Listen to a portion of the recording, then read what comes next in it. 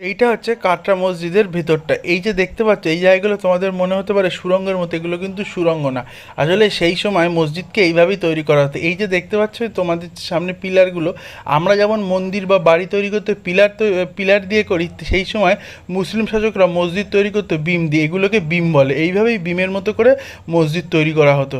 এরপরে আমরা গেছিলাম ওপরে, সিঁড়ি দিয়ে ওপরে উঠে আমরা দেখতে পেলাম বিরাট এই দালানের মতো অংশটাকে। এখানে আমাদের গাইড যিনি ছিলেন এই ভদ্রলোক বললেন এখানে বসে মুসলমানরা নামাজ পড়তেন। গাইড আঙ্কেলটা বললো এই যে নিচে ইটের ব্লকগুলো দেখতে পাচ্ছ, এক একটা ব্লক এক একটা আসন হিসেবে ব্যবহার করা হতো, আর এখানে বসে মুসলিম ভাইয়েরা নামাজ পড়তেন। আর ওপরে যে দেখতে পাচ্ছ ওই যে আংটার মতো দেওয়া দেয়ালের গায়ে, ওখান থেকে ত্রিপল টাঙিয়ে দেওয়া হতো। যখন খুব বৃষ্টি হতো ওপর থেকে ত্রিপল টাঙিয়ে দিলে নিচে যারা নামাজ পড়তে তাদের গায়ে আর জল পড়তো না।